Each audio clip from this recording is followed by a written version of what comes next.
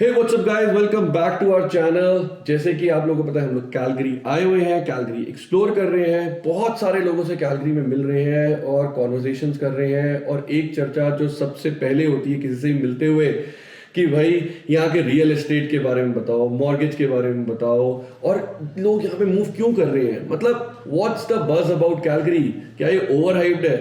नहीं, यहाँ ये सबके जवाब जान रहे हैं। और ऐसे ही आज एक और खास कॉन्वर्जेशन में लेके आया हूँ और दो खास मेहमान के साथ। मेरे राइट साइड बैठे हैं हरगुरप्रीत, जो कि रियल एस्टेट एजेंट है, और on my left side Mandeep है, जो कि मॉर्गेज ब्रोकर है। So welcome to our channel guys. Thank you for having us. Thank you. My name is Hargurpreet from CIR Realty. Hi, I'm Mandeep from Axiom Mortgage Solutions. तो शुरू करते हैं अपनी चर्चा। तो पहला सवाल किससे पूछा जाए, आपसे या मुझे मैडम लगता से? है कि पहला सवाल मनदीप के लिए है। मनदीप का शॉर्ट नेम मैंडी है, तो मैं उसको मैंडी करके बोलूंगा। पहला क्वेश्चन मैंडी के लिए, ताकि हमको पता लग सके कि हमारे पास पैसे कितने हैं। When Mandy confirm you the amount, जब मैंडी आपको नंबर देगी उसके बाद मेरा रोल आता है। तो Okay, Mandeep. So tell me, what's the current trend going on in the Calgary market or Alberta market? लोग क्या प्रेफर कर रहे हैं? फिक्स्ड मॉर्गेज लेना पसंद कर रहे हैं या वेरिएबल पे ही जाना पसंद कर रहे हैं? So, as everyone might know, Bank of Canada ने पिछली 2 मीटिंग्स में अपना रेट नहीं बढ़ाया है, ठीक है? तो वेरिएबल रेट्स का जो ट्रेंड था पहले वो स्टिल है, मगर इतना नहीं। क्यों? बिकॉज जो फिक्स रेट्स हैं वो नीचे आने शुरू हो गए हैं। जो बॉन्ड यील्ड्स हैं और जो फिक्स रेट्स हैं वो काफ़ी क्लोजली एसोसिएटेड है। तो जैसे बॉन्ड यील्ड्स कम होते जा रहे हैं, फिक्स रेट्स कम होते जा रहे हैं, तो ऑब्वियसली लोग प्रेफर करते हैं कि हम सर्टेनिटी पे जाएं rather than take a gamble with a variable, ठीक है? जैसे मैंने कहा कि 2 मीटिंग्स में पिछली बार में रेट्स कम नहीं हुए हैं, बट क्या अगली जून 7 की मीटिंग में रेट्स बढ़ेंगे? Why I say this is because Bank of America ने या फेडरल गवर्नमेंट ने यूएस में उन्होंने अपना रेट्स रिसेंटली बढ़ाया है बाय 25 पॉइंट्स। तो कनाडा हमारी इकोनॉमी उनके साथ इतनी इंटरलिंक्ड है कि लाइकली हो सकता है कि हमारा रेट्स बढ़ जाए। Because that's what the trend is Has going been. on or has Yes. been, yeah. We have always followed US very very Closely, yeah. Only the last meeting, Bank of Canada said कि नहीं, हम नहीं बढ़ाएंगे, we want to promote the economy, but वो कहने के बाद 2 हफ्ते बाद में उन्होंने एक स्टेटमेंट रिलीज की थी कि hey guys, we were thinking about increasing the rates. So उसमें क्या होगा कि मतलब बहुत ज़्यादा अनसर्टेनिटी रह जाती है। पर अगर हम अनसर्टेनिटी की बात करें तो घाटा किसको होने वाला है, वेरिएबल वाले को या फिक्स्ड लेने वाले को? अनसर्टेनिटी की बात करें तो वेरिएबल को, वेरिएबल को। Though I really prefer variable, ठीक है? Variable generally speaking historically always does better, ठीक है? Okay. क्योंकि fixed में क्या है? Fixed का जैसे नाम है, you're fixed, मतलब एक Fixed for certain years, right? 3 years, 4 3 years, years, 5 5 years. years जो भी आपने लिया है उस टाइम के लिए आप वहाँ पे लॉक्ड इन हो गए हैं। वेरिएबल में ऊपर नीचे रेट होता जाएगा और आपका रेट भी ऊपर नीचे होता जाता है। ऑन एवरेज जो आप फ्लैट लेके चले हैं, on average you are better off in a variable. However, जैसे मैंने कहा है कि बैंक ऑफ कनाडा की ये जो उन्होंने स्टेटमेंट रिलीज की है उसकी वजह से हम सेइंग कि there is more uncertainty. But if we talk about discount जो वेरिएबल में मिलता था, जी। वो उतना डिस्काउंट आज नहीं मिल रहा। जी, so that is definitely impacting. Yes. कोई 6%, 6.5%, 7% क्यों लेगा exactly. Interest rate? Exactly. Best rate right now for a variable would be around 5.7. I see. 5.7 for a 5-year variable. Comparatively, 5-year fixed लेंगे, you're looking at 4.5. Okay. So rate कम होने से क्या होता है? 2 फायदे, आपका एक तो बजट बढ़ जाता है, दूसरा आपकी पेमेंट्स कम हो जाती हैं। True, very true. मेरा सेकंड क्वेश्चन भी जो है ना मनदीप, आपके लिए ही ठीक है है। कि सोशल मीडिया पे आजकल बहुत प्रमोशंस हो रहे हैं कि बहुत सारे ऐसे ऑनलाइन बैंक्स हैं जो कि जिनको मोनोलाइन शायद वेंडर्स कहते हैं, right? If I am not wrong, तो वो लोग बहुत कम इंटरेस्ट रेट पे आपको मॉर्गेज दे रहे हैं। तो क्या उनके साथ जाना सेफ है, ठीक है? मतलब is it worth going with those monoline vendors, या हमें बैंक्स के अलावा कहीं और, या जो बिग 4 बिग 5 बैंक्स हैं उसके अलावा हमें नहीं देखना चाहिए, ना ही सोचना चाहिए? सो बहुत अच्छा सवाल है आपका, क्योंकि जनरली स्पीकिंग लोगों को लगता है कि सिर्फ जो मेन 5 बैंक्स हैं वो ही मॉर्गेजेस करते हैं। ऑब्वियसली आजकल मार्केट में बहुत ऐसे प्लेयर्स हैं जो नॉन बैंकिंग मॉर्गेज सेक्टर में है, ठीक है। तो मतलब कि वो कोई और आरएसपीज हो गए, जीएससीज हो गए, बैंक अकाउंट्स हो गए, ऐसे प्रोडक्ट्स ऑफर नहीं करते हैं, सिर्फ मॉर्गेजेस करते हैं, तो उनको बोला जाता है मोनोलाइन, ठीक है। है वो बैंक के ही सब्सिडियरीज, ठीक है। सो जैसे बिग बैंक्स हो गए, TD, RBC, bank of Montreal, उन्हीं की एक ब्रांच है, उन्हीं की एक आर्म है, हाउएवर वो अपने नेम से ऑपरेट करते हैं। जैसे मैं आपको एक दो नाम दूंगी, कभी आपने सुना नहीं होगा, फर्स्ट नेशनल, एमकैप, आरएमजी, आप सोचेंगे कहाँ से आए, Exactly. राइट? बट और कितने सेफ हैं? They're safe because they're part of the bank, Okay. Subsidiary हैं, तो exactly same product line offer करते हैं।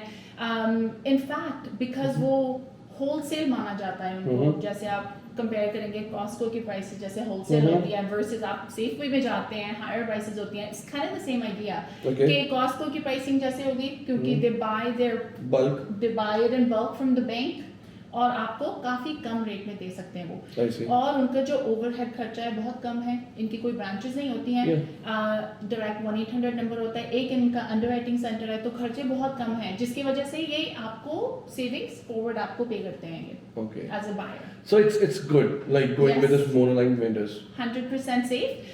The only thing I would say is कि अगर आप ऑनलाइन देखते हैं, of course some names आपको most of these lenders do not deal directly with the borrower. You have to go through a broker. Okay. ठीक है। अगर आप ऑनलाइन भी देखेंगे 1-800 नंबर्स हैं उनका, आई कैन से कि एग्जैक्टली वो कौन है कौन नहीं है, तो ट्रस्टेड मॉर्गेज ब्रोकर के पास ही जाएं। Got it. Now my question is for you, Mr. Hargurpreet. ठीक है सर। यार मैं जहाँ पे भी यहाँ पे जा रहा हूँ ना, हाँ जी, हर जगह एक ही बात कर रहा है, रियल एस्टेट घर दिलवा दो, या मेरा इतना बड़ा घर है, या ऐसा हो गया। मैं अभी मूव हुआ हूँ, मैंने घर लिया है। हाँ, बहुत सारे लोग मूव भी अभी रिसेंटली हुए हैं, मेरी कई लोगों से डिस्कशन भी हुई है। हाँ जी। And lot of people are moving, हम कितनी सारी वीडियोस देखते हैं। हाँ जी। कि ना एक ट्रेंड सा चल रहा है। हाँ जी। पीपल आर फॉलोइंग कैलगरी और मूविंग हियर। हाँ जी। सो क्यों, क्या, कैसे, मतलब बहुत सारे क्वेश्चंस हैं। नहीं, why so many people are moving here? अच्छा, ठीक है। And what's the buzz about real estate? हाँ जी, मैं आई ट्राई टू एक्सप्लेन। ये जो आपने देखा ही, जैसे बहुत सारे लोग मूव कर रहे हैं इधर, उसके पीछे 3-4 बेसिक रीजन है। ये जो कैलगरी रियल एस्टेट मार्केट में जो तेजी आई है ना, ये स्टार्ट हुई है कोरोना टाइम से, जब मार्केट में कोरोना हिट हुआ। जब मार्केट में कोरोना हिट हुआ तो बहुत सारी कंपनीज ने अपनी पॉलिसीज चेंज कर दिया, प्रोसीजर चेंज कर दिया। उन्होंने बोला कि ठीक है भैया, ऑफिस आने की जरूरत नहीं है, आप घर से बैठ के ही काम करो। उससे पहले ये कभी किसी ने सोचा नहीं था कि मुझे परमानेंट वर्क टू होम मिल जाएगा या रिमोटली मुझे काम करने की कंपनी परमिशन दे देगी। उससे एक सेगमेंट उससे बहुत हिट हुआ, वो मैं बता रहा हूँ। जैसे आईटी पीपल हैं या बहुत सारे लोग हैं जो सेल्स में हैं, जो सारा दिन फोन पे ही काम करते हैं। तो कंपनी ने जब उनको बोला कि भैया तुमको ऑफिस आने की जरूरत नहीं है, तुम घर बैठ के काम करो, उन्होंने सोचा कि रादर देन, अब मैं टोरंटो में बैठा हूँ या वैंकूवर में हूँ, ठीक है, और मैं 2500, 3000, 3500, 4000 2 बेडरूम का रेंट दे रहा हूँ, तो उससे बढ़िया ये है कि why should not I move to Calgary, buy my own house, ठीक है। उससे क्या होगा कि वो जो पैसा आप रेंट में दे रहे हो, जो एक तरीके से उसकी जो रिटर्न वैल्यू वो जीरो है, तो वो उसकी वर्सेस वो मैं अपना घर लेके start making equity for myself, ठीक है। मुझे क्या चाहिए? I need a room, I need a internet, I need laptop, तो मेरा काम स्टार्ट हो जाएगा, because companies are allowing me to do that. Okay, तो एक सेगमेंट वो था जो इधर बहुत आया। दूसरा सेगमेंट था, जैसे कि अपनी कम्युनिटी में मैंने देखा कि लोग बहुत ट्रक चलाना बहुत प्रेफर करते हैं, ट्रकिंग में है, ठीक है। तो ट्रकिंग की वजह से भी बहुत सारे लोग हैं, वो बोलते हैं कि अब मेरे को ट्रक चलाना है और मैं 20 लाख का घर लेता हूँ, मेरे लिए मैनेज करना बहुत मुश्किल है। तो वर्सेस वही जो 15 से 20 लाख का घर है, मुझे यहाँ पर 8-1 लाख में मिल जाएगा। मैंने गुनीत भाई के साथ वीडियो बनाई है, आप देखोगे उसमें कि हमको 8 लाख में कैलगरी में क्या मिल रहा है, ठीक है। तो वो मेरी रिक्वायरमेंट सारी पूरी हो रही है, तो why should I spend $1.5 to $2 million, और उसकी वर्सेस मैं सस्ता घर लेके आऊँ, अपनी थोड़ा लाइफ भी इंजॉय करूँ, ठीक है, और मेरे जो स्ट्रेस है वो कम हो, अपनी प्रॉपर्टी भी इंजॉय करूँ, start making equity from day 1। तो एक ये बहुत बड़ा एक मेजर फैक्टर है। जैसे कि स्टूडेंट्स हैं जो टोरंटो की साइड में, ओंटारियो में बहुत आए थे, अब जैसे जैसे उनको पीआर मिलता जा रहा है, तो दे आर स्लोली रियलाइजिंग कि भैया मेरे से 15 लाख का 1.55 या 2 मिलियन का घर लेना मतलब मेरे बस की बात नहीं है। अब अगर मैं अल्बर्टा गवर्नमेंट की बात करूं, तो पहले हमारी जो इकोनॉमी थी अल्बर्टा की, वो ऑयल एंड गैस पे डिपेंडेंट थी सारी की सारी। जब ऑयल एंड गैस ऊपर जाता था, जैसे अभी ऊपर है, तो इनके पास बहुत पैसा है, ठीक है जी, तो अभी गवर्नमेंट के पास। बट जब नीचे जाता है तो फिर यहाँ पे प्रॉब्लम भी होती है, जॉब लॉस आया, बोलते हैं रिसेशन आ गया जी, इकोनॉमी स्लो डाउन है, ये है वो है। बट अभी उसके बाद लोगों ने इनको एडवाइस किया कि आपको you need to diversify your main line of business. तो जैसे पहले ऑयल एंड गैस था, oil and gas still we have oil and gas, but उसके साथ में इन्होंने 2 इंडस्ट्री खड़ी करने की और कोशिश करी है। फर्स्ट इज आईटी, कैलगरी में बहुत सारी आईटी कंपनियां मूव हो रही हैं, बहुत सारा बैक एंड जॉब आ रहा है इधर। दूसरी है वेयर हाउसिंग एंड लॉजिस्टिक्स, जिसमें ट्रकिंग भी आ गई और वेयर हाउसिंग भी आ गई। तो ठीक है, तो जब आप ये सब इंडस्ट्री जब आप नई बना रहे हैं तो दैट मीन्स आप जॉब अपॉर्चुनिटीज़ भी आपके पास लोगों के पास बहुत है। जैसे अगर मैं बेसिक लेवल की बात करूँ, यहाँ जहाँ हम बैठे हैं यहाँ से 10 मिनट के ड्राइव पे अमेजोन का वेयर हाउस है, 2500 लोग काम कर रहे हैं। तो अगर आप सोचो कि एक वेयर हाउस में 2000 से 2500 लोग काम कर रहे हैं और वहाँ पर अगर 20 वेयर हाउस आ गए तो आप सोचो कितने लोगों को एम्प्लॉयमेंट मिल गई। इट्स नॉट अबाउट कि लोग जो टीम मेंबर जो अंदर काम कर रहे हैं उसके साथ में सपोर्ट स्टाफ कितना चाहिए, आईटी भी चाहिए उसको रन करने के लिए, लॉजिस्टिक चाहिए, सिक्योरिटी चाहिए, फिर ठीक है ना, उसमें एक मतलब एक ये नहीं है कि एक ही बंदा उसमें से हेल्प उसको फायदा हो रहा है, एक बहुत सारा जो सेगमेंट है लोगों का उसको उसकी वजह से फायदा हो रहा है। उसी वजह से फिर क्या हुआ कि जो प्रॉपर्टी है वो धड़ाधड़ बिकनी शुरू हुई एड्री के अंदर, कैलगरी के अंदर, एड्री के अंदर, सबब्स के अंदर। जैसे कि हरगुरप्रीत ने बताया कि बहुत सारे लोग बाहर से भी आ रहे हैं, तो क्या कोई प्रोसेस में डिफरेंस है मॉर्गेज लेने में एक लोकल बंदे को जो एल्बर्टा में रहता है और जो बंदा आउट ऑफ प्रोविंस मूव हो रहा है यहाँ पे? Great question. है डिफरेंस ओके। है। डिफरेंस ऐसा है कि preparation versus non preparation, Got ठीक है। तो अगर हम लोकल बंदे की बात करते हैं, he is already working here, income employment की हिस्ट्री है उनकी, नो इश्यूज, क्योंकि मेन बैंक ने अपना देखना है कि how will you make the mortgage payment, ठीक है। उनको दिक्कत इस चीज में आती है कि आप बाहर से आ रहे हैं, बाहर दूसरे प्रोविंस से आ रहे हैं, do you have a job, will you maintain your existing job, how will you pay us at the end of the day, ठीक है। तो जैसे मैं बोल रही हूँ कि प्रेपरेशन की बात, सो अगर आपको पता है कि आपका प्लान बन रहा है कि चलो क्या करें, right, then next step is कि हम काम क्या करेंगे वहाँ पे। अगर तो हुआ कि आप लकी हैं, जैसे हरगुर भी बता रहे थे कि रिमोट वर्क बहुत है, अगर आपकी कंपनी ऐसे अलाउ करती है कोई प्रॉब्लम नहीं है, आप हमें चाहिए होगा बैंक के लिए रिमोट वर्क लेटर आपकी कंपनी से, and you can move next week, ठीक है, नो प्रॉब्लम। प्रोसेस में कोई डिफरेंस नहीं है, जो लोकल के लिए आपके लिए भी सेम प्रोसेस होगा।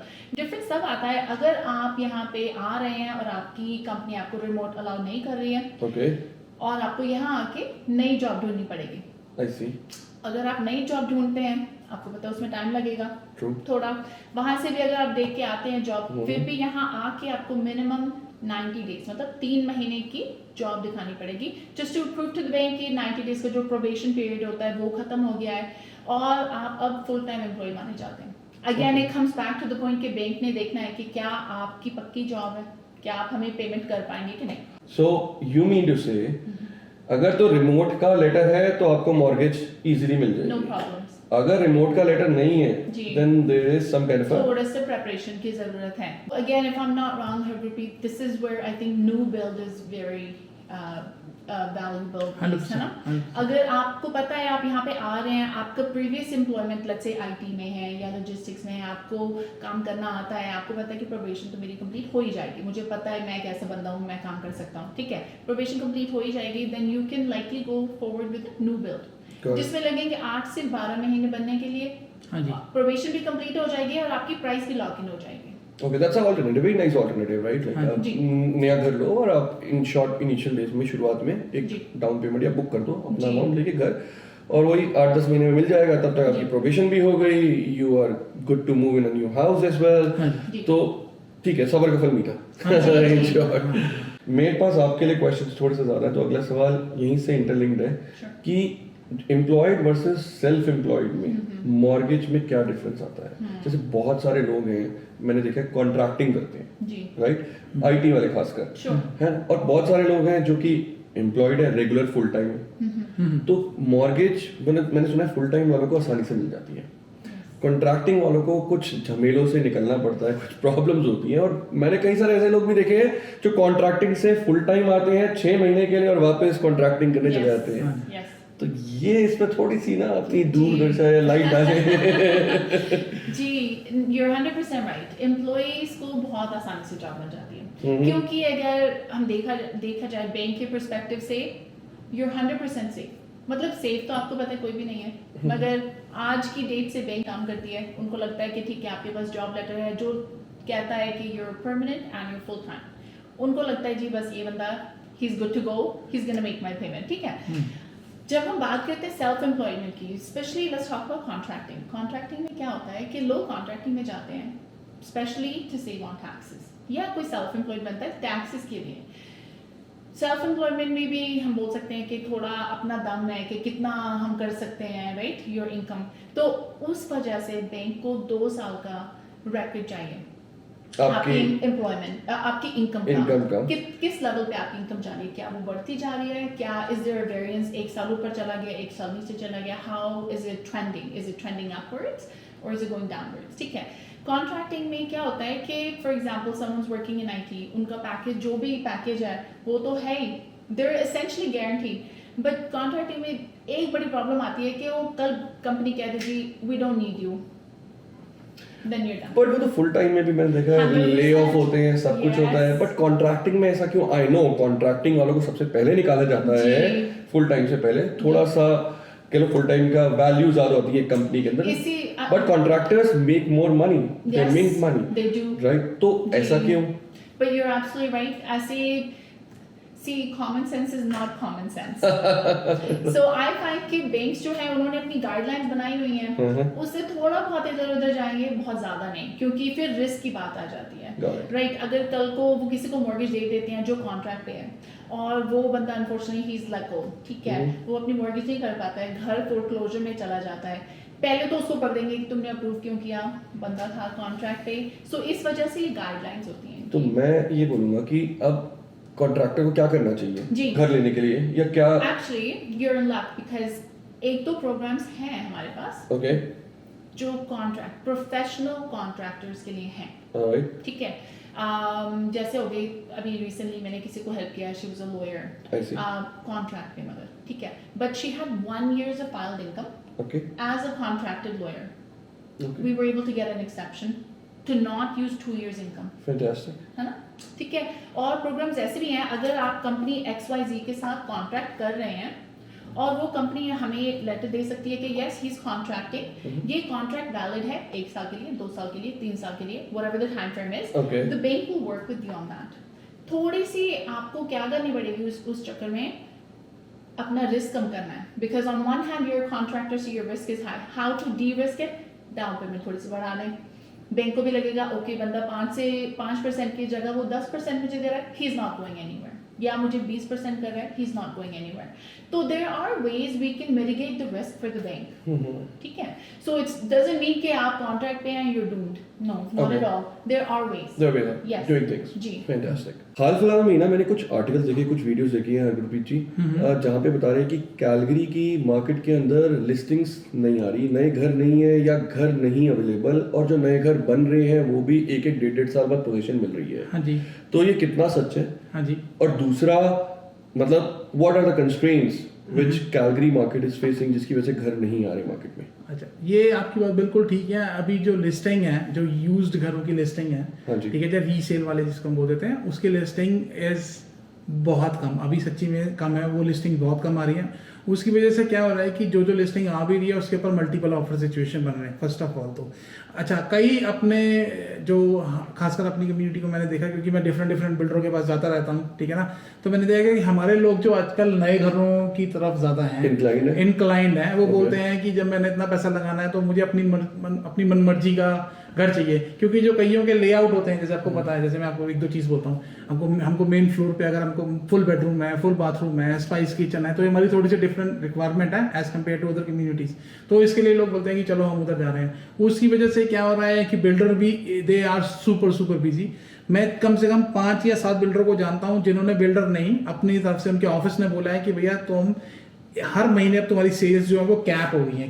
कैप मीन्स तू 4 से लेके 5 से घर ऊपर नहीं भेज सकता। जैसे ही 4 से 5 और आपके एक घर बिके तो आपको वो क्या करेंगे, एक लिस्ट बनाएंगे और उसमें आपका नाम ऐड करना स्टार्ट कर देंगे। But what's the reason about this? What's the reason? क्योंकि उनको लगता है कि जो हमने काम अब 4 से 5 घर भी पकड़े हैं, हमारे पास एनफ लेबर भी है, हमको घर बना के टाइम पे डिलीवरी भी कर सकते हैं कि नहीं कर सकते हैं। प्लस दूसरी बात जो मुझे लगता है, बिल्डर अपना इसमें थोड़ा रिस्क मिटिगेशन है, क्योंकि अगर मैं 20 घर पकड़ लूँ तो आपने तो बिल्डर को 5 या 7% ही दिया टोटल कॉस्ट का, और बिल्डर ने आपके लिए 8 लाख का घर बना दिया, ठीक है ना। तो अगर कल को वो उसमें कोई डिले हो गया तो builder is losing money on that, so they also don't want to do that. But there is a demand. Cash management. हाँ जी, अच्छा cash. No, I understand the cash management, but right now there is a demand going on in the market. तो supply कम होगी तो demand तो बहुत ज्यादा है। But हाँ, डिमांड बहुत ज्यादा, पर उसकी वजह से सर अगर आप देखें तो बिल्डर को प्राइस रेस करने का भी तो एक है ना उसके पास एक मौका है, बहाना है, जो भी वर्ड आप यूज कर लो।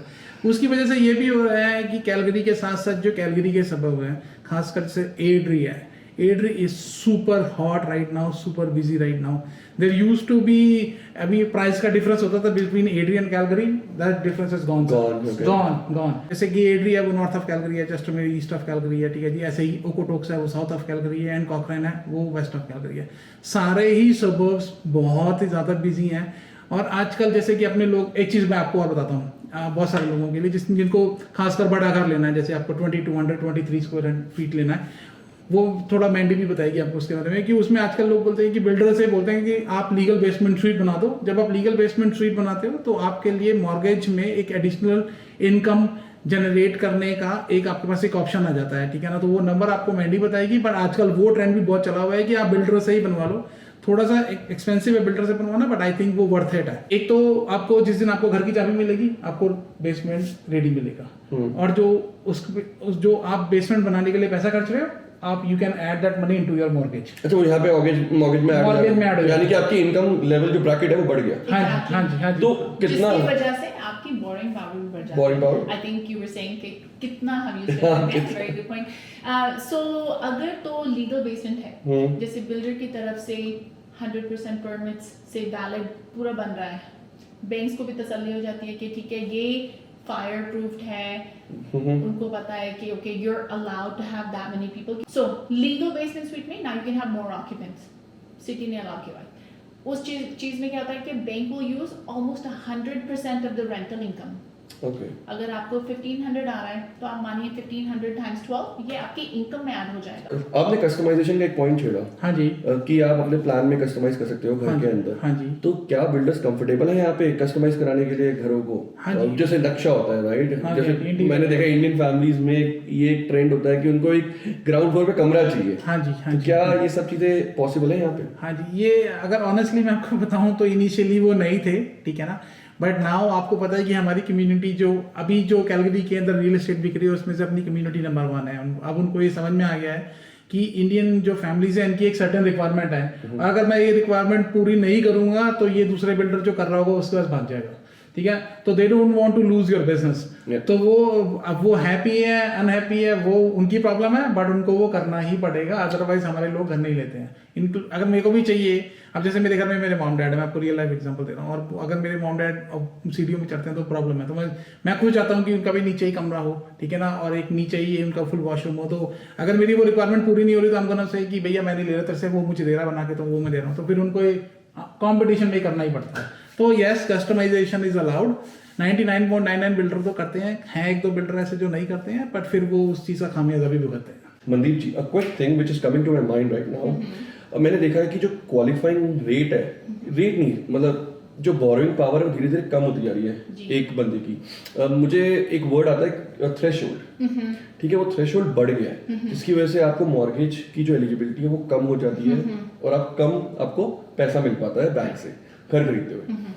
तो उसका क्या इम्पैक्ट है, and how much role does that play when you are buying a house? So what you're asking is the threshold you're referring to is called stress test. Exactly. Okay. So stress test उसको बोला जाता है. Basically what it is कि 2007-8 की जो mini recession आई थी उसके बाद में बैंक ऑफ कनाडा ने ये इम्प्लीमेंट कर दिया था कि आपका जो मॉर्गेज पेमेंट होगा वो होगा जो आपको रेट मिल रहा है उसके हिसाब से, बट क्वालिफाइंग होगी उससे 2% ऊपर. Okay. ठीक है, and that has always remained 200 points above the rate. ठीक है, और वो उसकी वजह ये है क्योंकि जब रिसेशन हुई थी तो फोरक्लोजर्स भी आए थे, तो वो अपना रिस्क मिनिमाइज कर रहे हैं. Again in lending it's all about risk. ठीक है, तो that is having a huge effect right now. Last year आप मेरे से 6 महीने पहले बात करते हैं, आई वुड हैव सेड कि आपकी क्वालिफाइंग जो स्ट्रेस टेस्ट है वो 5.25 था. This is where coming into the first point, आपने मुझे रेट के बारे में पूछा था, what's the trend? इस स्ट्रेस टेस्ट की वजह से ही लोग आजकल फिक्स रेट ले रहे हैं. Okay. जैसे मैंने आपको बोला था कि वेरिएबल रेट है 5.7 गिव और टेक. ठीक है, उससे 2% ऊपर आपने क्वालिफाई करना है. तो ऑलरेडी हो गया वो 7.7, मतलब 7.7 में, और जो फिक्स रेट है वो है 459, यू क्वालिफाई एट 659. So 7.7, 659 में जो फर्क है, that's your budget. I see. So इसीलिए आजकल लोग फिक्स को प्रेफर कर रहे हैं, mainly sometimes not by choice, sometimes उनको लेना ही ऐसा पड़ रहा है because of the stress test. So उसमें it makes a huge difference. जब तक ये rates कम नहीं होते हैं बैंक ऑफ कनाडा से, unfortunately ये problem रहेगी. I see. जी. So how do you see the future trend? How do you see कैसे मार्केट आगे शेप होगी? स्ट्रेस टेस्ट कम होगा कि नहीं होगा? या मॉर्गेजेस और बढ़ेंगी रेट्स और बढ़ेंगे, जैसे you touched upon in the beginning कि यूएस ने बढ़ाया है, Yes. हम अभी रुके हुए हैं. So how do you see the future trend आगे एक साल? I mean Calgary, Canada, everywhere. Yeah. जी, so I would say कि it's honestly I wish I had a magic 8 ball मैं आपको future बता पाती, because the problem is that nobody really knows. So far what I've realized is कि even these big economists make these promises कि नहीं rate सिर्फ थोड़े बढ़ेंगे और थोड़े थोड़े करते हैं यहाँ तक बात आ गई है, exactly. ठीक है. Yeah. तो it's hard to predict. It all depends on how the economy is going, ठीक है. Right. So what's going to happen, what I feel based on the research I've done is कि rates कम तो होंगे, साल डेढ़ साल लगेगा, ठीक है. हो सकता है शॉर्ट टर्म के लिए बैंक ऑफ कनाडा रेट्स थोड़े से बढ़ा दे इस साल, maybe another 25-50 points, but then नीचे ही आने वाले हैं. अगर वो रेट्स बढ़ाते हैं तो क्या होता है, रिसेशन आ जाएगी. तो वो उसको अवॉइड करना चाह रहे हैं. अगर रिसेशन आ जाती है automatically rates will drop. I see. But of course it comes with its own side effects. Rate अच्छी बात है, कम होंगे, but side effects उसके और भी हैं. So I think the trend is कि we will see Bank of Canada is trying very hard to not go in that direction. Recession ना आए और rates को अगर हम जितना flat कर सकते हैं उतना flat रखें. Eventually though you will see a decrease. There is relief coming, I feel. Now Hargurpreet ji, हाँ जी. how do you see the future trend of Calgary? Okay. Canada तो रियल एस्टेट चल ही रहा है, बट कैलगरी खासकर.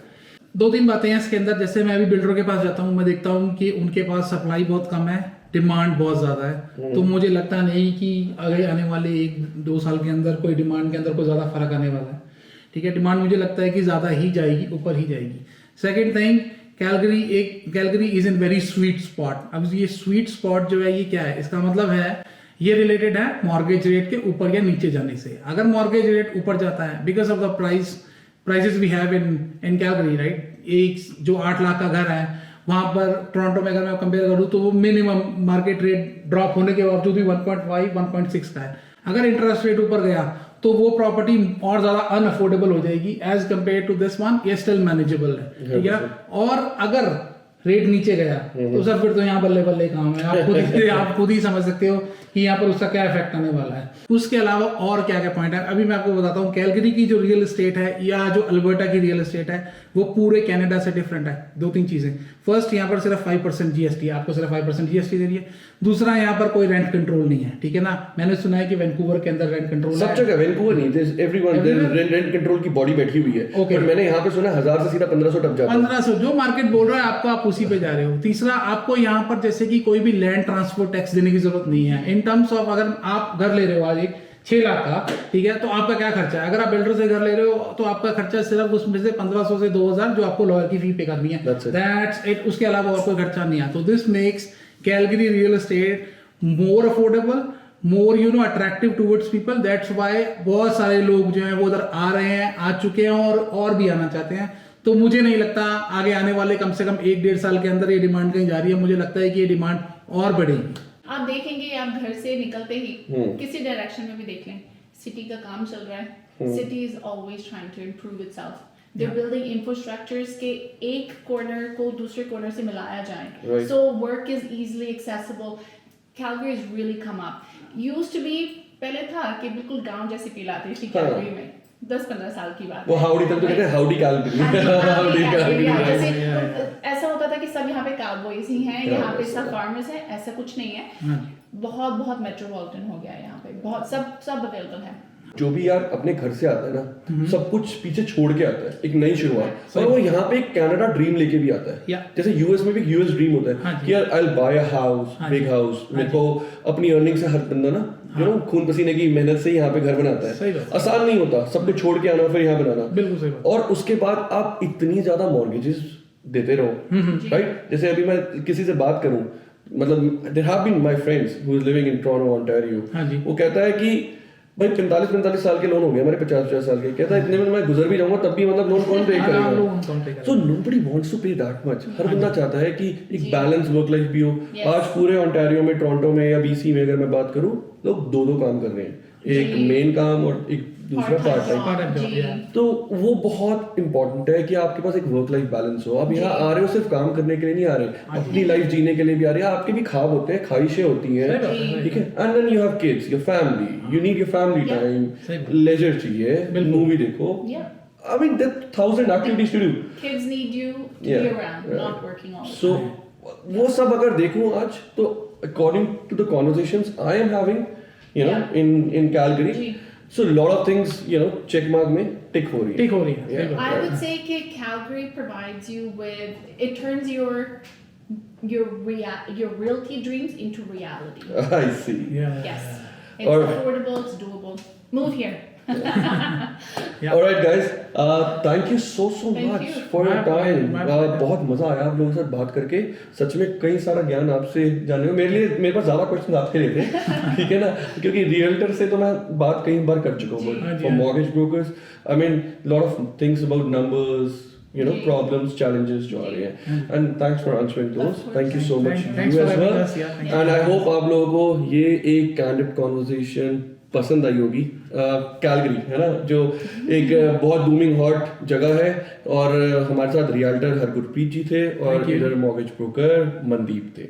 सो अगर आपको conversation पसंद आई हो और ऐसी और कॉन्वर्सेशंस देखना चाहते हो, तो सबसे पहले चैनल को सब्सक्राइब कर लो और ये वीडियो को शेयर करो उनके साथ जो आगे कैलगरी मूव होना चाहते हैं, नहीं भी होना चाहते यार। People should get understanding, educate करते हैं अपने आप को।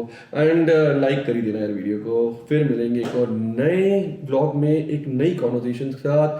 तब तक गुड बाय, सी या, ओके, बाय बाय। Ciao.